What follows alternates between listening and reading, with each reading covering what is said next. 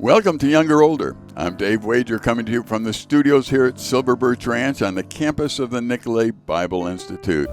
And today I have the privilege of talking with Bryan. Bryan, what's your last name? Marvel. Bryan Marvel. And he is up here for one of our high school camps at Silver Birch Ranch speaking. How's the week going for you so far?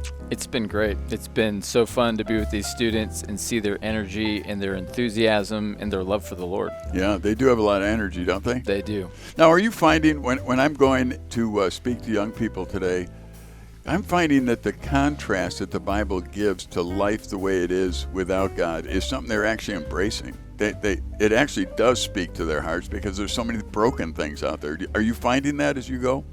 Yeah, for sure. I mean, I think students today are wanting authenticity. They're wanting truth, and they're seeing that there's lots of things in their life, in the lives of their friends, that aren't working. And I think there's this awareness that there's a better way to live. There's a different way, and they're hungry for it. Okay, now, obviously you're up here speaking. We have a high school camp going on. How'd you get into this? What do you actually do for a living? Yeah. What are you in life? Yeah.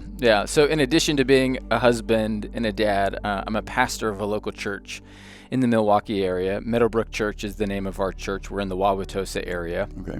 And I've been pastoring there for about 8 years, been pastoring on the whole for about 17 years. And I love pastoring. I love the local church. The local church has just been a joy and a delight, especially in, the last decade or so, where it feels like everybody's kind of like shrugging their shoulders or leaving the church. Like, I am so optimistic about the local church. So I love the local church. But I love camp ministry too, because I grew up at a camp in New Hampshire. My mom was on staff there. My dad was on the board at different times. And the Lord used camp ministry in a profound way in calling me to be a pastor. And when I really understood my calling, I probably would have been in my early 20s, and just had this sense that being a part of camp ministry and speaking at camps was probably something that I was going to do as I made my way through my years as a pastor. Well, so why do you think camp ministry has such fruit? Because it does. I mean, you talk to anyone my age, and they'll most likely go back to an experience they had at summer camp as a kid, and not that it finishes a job or anything. The local church does that. In fact, we love working with the local church at Silver Birch Ranch. We much rather have a church group come in with their leadership, their pastors, and work with their kids and go home with them. Because if there's ever a weakness in camping, it's when you just send kids to camp and they really don't see their counselor except for that week and never see him again. Right. Now, God can do that and do great things within that context too, and I've seen him do that. Yeah. However, the best way to work is with the local church, to build up the local church, and to make sure we're a tool for the local church in that sense. So you're part of that now. You're part. Now, does your church participate in camps? Yeah, we have a partnership with a camp, another camp in the Northwoods of Wisconsin, and we've sent people there as missionary staff. We've sent kids to camp. We do some of our winter retreats with our students there, and it's just been, I think, a vital part of our ministry. And I think one of the reasons why camp ministry is so special is because you're getting not just students, but even adults who go to camp. They're removed from the daily grind of life, right? The daily grind is I wake up in the morning. If I have kids, I work to get them out the door. I rush to work, and I do my 9 to 5, and then I rush to get my kids, and I do errands along the way, and then we go home and make dinner and do practice and homework. And by the end of the day, I'm just exhausted. And have I actually been aware of my relationship with God throughout the day? And so what camp does is it removes you from that grind and that hustle, and it just creates space. It creates space for you to hear from the Lord in a fresh way. It just, there's something about being in nature, right? Just putting technology aside, walking around in the fresh air, that you're just open. And so I've continually seen, both in my own life and in when I'm speaking at camps, and seeing the Lord work in other people's lives, you just have this openness to what He has for you that is very different than what you have in your day-to-day life because of the space that camp creates. So you as a pastor, now you're the senior pastor? I am. Or whatever the title is these days, head pastor, big cheese, whatever it might be. I don't know if they call anyone the big cheese, but they might. Yeah, you never know. It is especially, Wisconsin. especially in Wisconsin. Yeah, we might do that. So you see the value of camping, and as we in camping keep doing, we see the value of the local church. So we really, through the years, the only thing I really see Silver Birch Ranch and our Nicolet Bible Institute, and we have a Northwoods retreat, and the different things that we do, is really to build that local church. If we weren't doing that, we wouldn't be here, because we're not the local church. We're just that week where they can get away and evaluate. And I tell the kids all the time, if you come to camp, there's a couple of things I want you to do, and you'll enjoy it. In fact, it'll change your life. Number one, I want you to learn something new about God. I want you to sit and think about your relationship with God, and really talk to people about it. It's not something you normally do in the city, where you're coming from. You're busy, like you said, playing baseball, doing this, but you don't usually sit down and talk about your relationship with God. So do that. And while we talk about it, and your leaders are going to talk about it, so make that number one. Second thing, make a new friend. Because up at camp, again, you can ditch the technology, you can be a part of something bigger, and you can make a very solid relationship. And the third thing I tell them is always to try something new. I mean, camp's got things new. If you've never played horseshoes, go play horseshoes. If you've never gone behind a boat tubing or done some of the things that camp offers, go do it and learn something that you've never learned before. And those people who do those three things, they always have a time of their life while they're at camp. So 100%. It's important to be able to keep things in perspective. Not only that, as a pastor, you've seen the important part of people learning to just serve. Definitely. From the time they're young. So up here at camp, we have high school kids, and they're here volunteering for the summer. We have college kids, and a lot of them, some are volunteering, some are paid for the summer. We have our Nicolet Bible Institute students, and all of them are in positions where they're learning and growing, but all of them are in positions to learn to serve. You do not learn to serve by getting taught it verbally. You need to go serve. Yes, 100%. I can still remember, so growing up in a camp, one of my first jobs was washing dishes, which is the least fun job. Right. But I remember being in the dish pit after dinner had been served. It's 8:30, 9 o'clock at night. Everybody's off to their evening activities, and having a blast with the guys that I'm washing dishes with. Because you're just in there and you're like, we've got nothing to do but be together and do this job, so let's make it fun. Right. Blasting music, telling jokes, goofing around with each other as we're cleaning up dishes. And I learned in high school that, wow, serving can be fun, because it's not necessarily about what you're doing, but it's about who you're doing with, who you're doing it with. Right. And no matter what you're doing, if you have the right people who are filled with joy and enjoying the moment, like, you can make anything fun, and serving really is something that brings great joy to your heart if you really embrace it. Yeah. I remember a few years ago I was talking to a senior pastor from a church who came up every year with about 10 or 12 high school young people, and they did dishes for a week. And just talking to him, and he kept saying, this 1 week that I spend up here is the most fruitful week of my life in ministry. He said, I'm just serving side by side with these kids, and then sitting around with them, building a fire, making s'mores, doing things. He said, as a senior pastor, how often do they get to see guys that are in my role just come up and be a part of what they're doing in life and actually enjoy being with them? And so that was very powerful. And it doesn't even have to be at camp necessarily, it could be anywhere you do this with them. Go serve people in your neighborhood, go do things with the kids in your church. The isolation sometimes between age groups isn't good, as far as I'm concerned.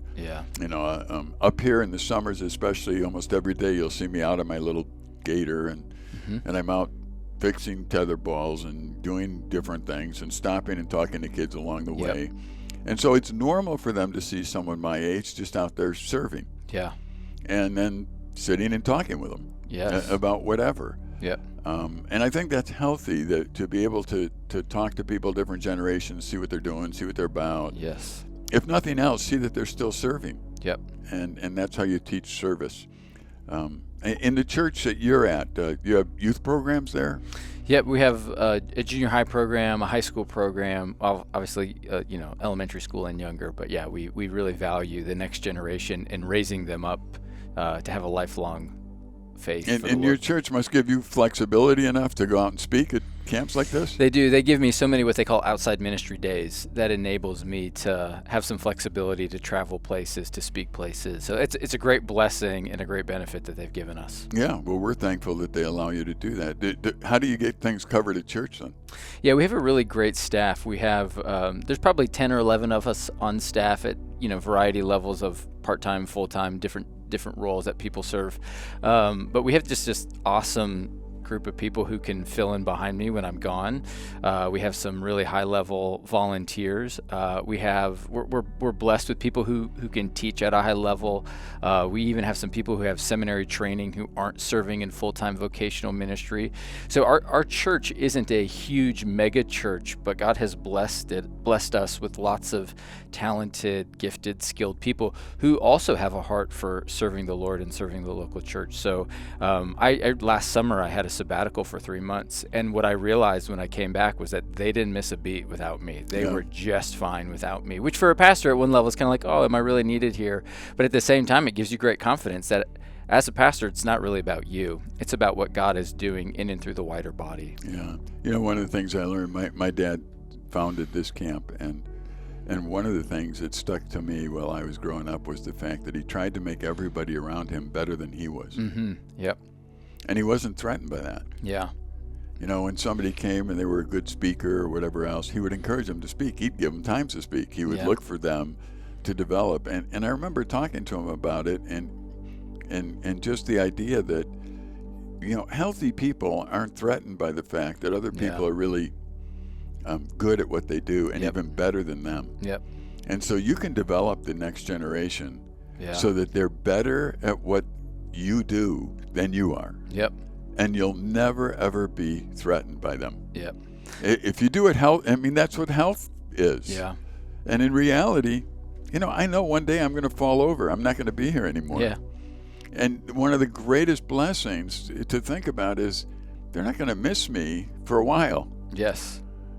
Because if you have things done where people can do their job and they're empowered to do it, and that's really what we have to teach the next generation. We want you to be successful at what we do. Right. We want you to be better at what we do than what we do. Yep. So come join us. Yeah.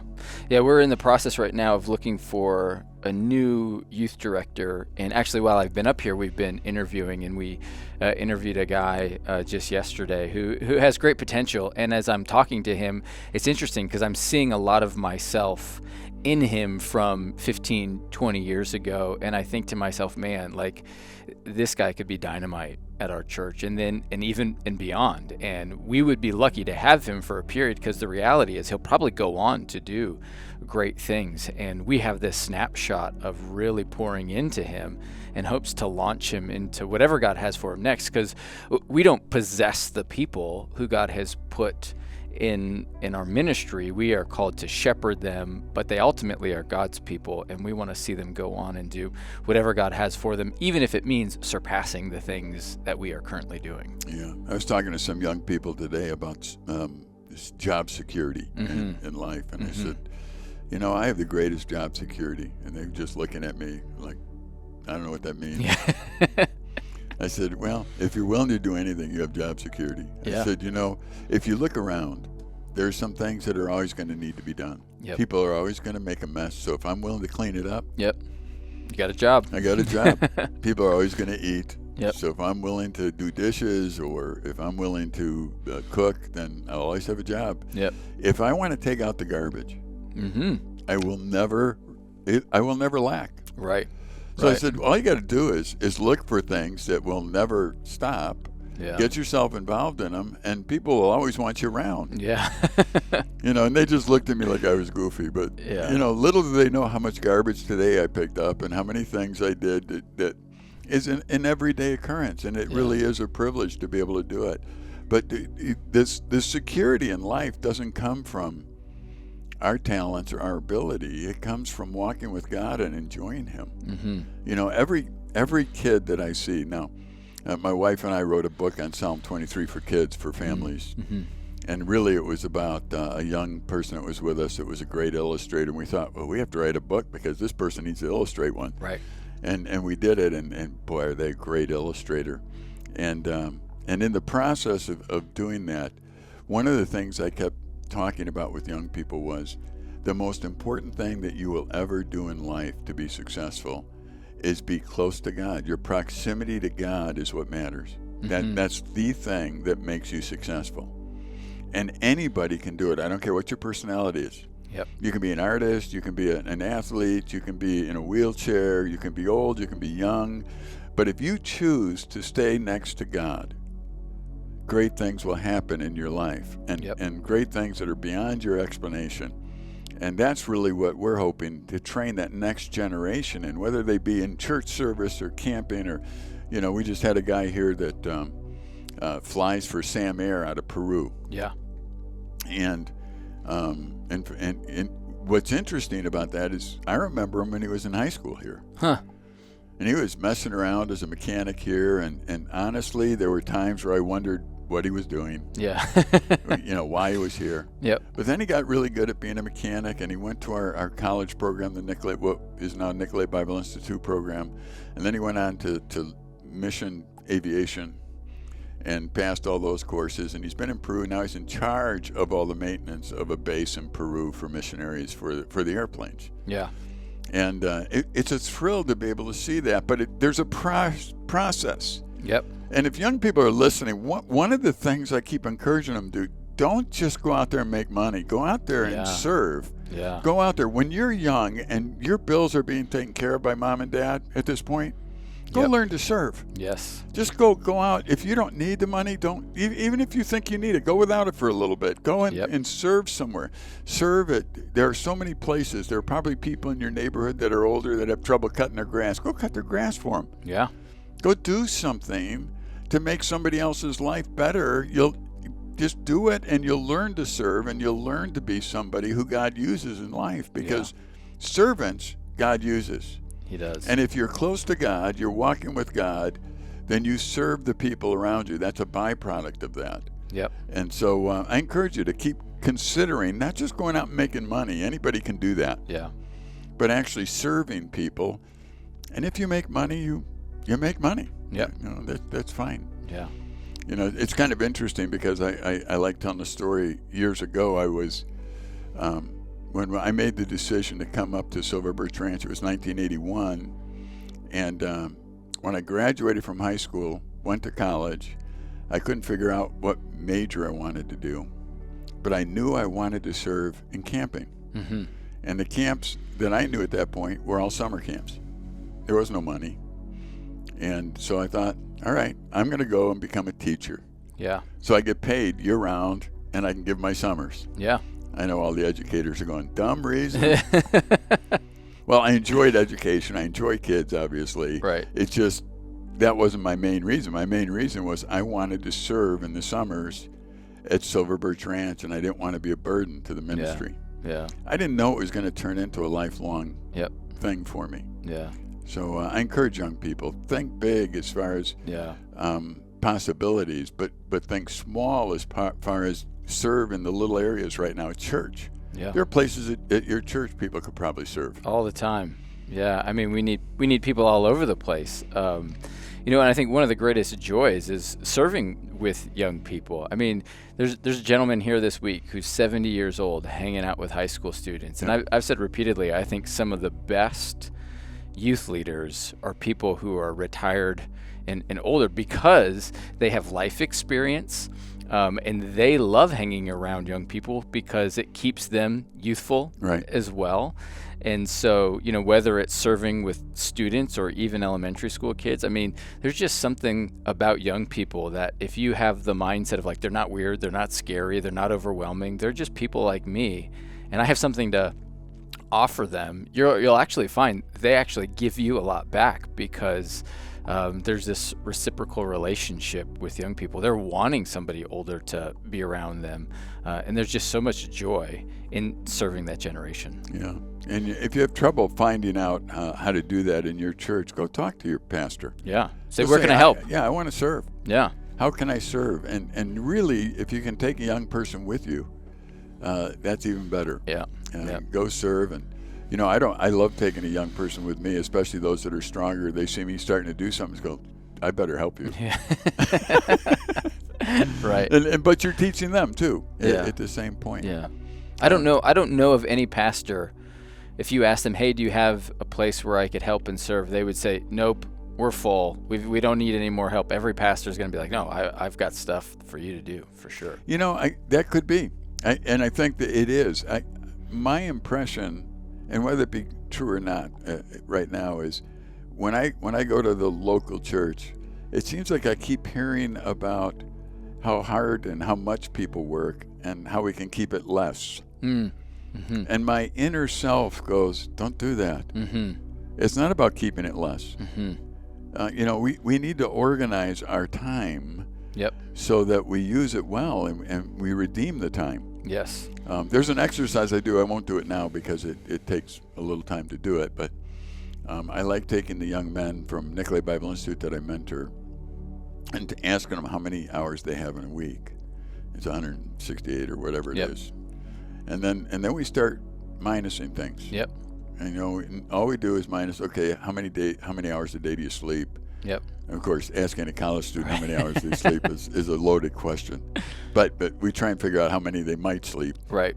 And then we go and say, you use this many to eat, you use this many to, and by the end, they're always amazed at how many hours are left. Yeah. Because as I talk to them, I tell them, you have plenty of time to go serve. Yep. And they always tell me, I'm so busy. Yep.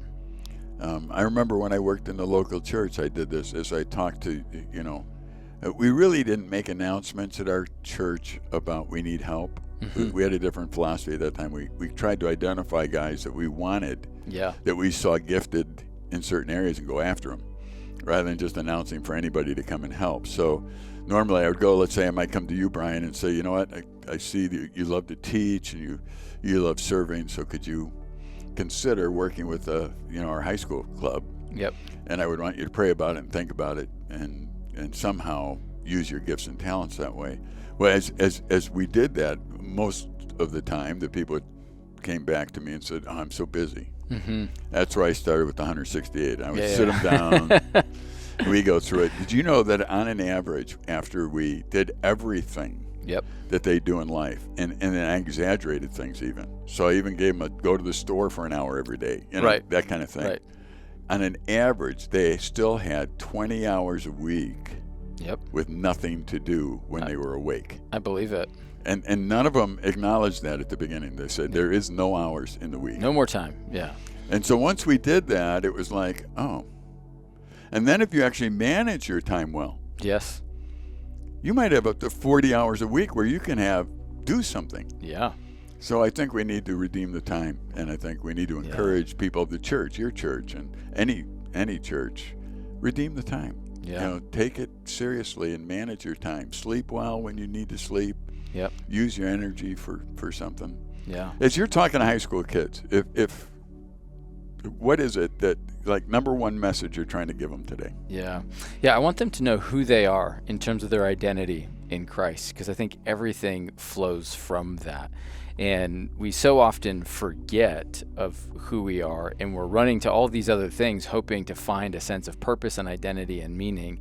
And at the end of the day, I think all of who we are is found in who Jesus is. And so anytime I can get in front of young people, I'm saying, remember who you are in Christ. And we've been in the book of Ephesians this week, and it starts by Paul saying, hey, you're blessed, you're chosen, you're redeemed, you're sealed, you're loved. All of these things are true of you. And when you live into that, he'll eventually get to Ephesians chapter 3 where he prays, when you live into the love that God has for you, you experience the fullness of his life flowing in and through you. Where else do they get their identity from? Yeah, I think it's, accomplishments, it's achievements. They're looking to achieve an identity. whether it's in success or popularity or whatever, when what Jesus is trying to do is position you to receive your identity, and you just need to open yourself up to it. So yeah, whether it's grades, whether it's a record for your school in terms of setting an athletic record, or a relationship you're in, all these other things distract us from who God has created us to be and what he's already done for us and the identity we already have in him. Wow.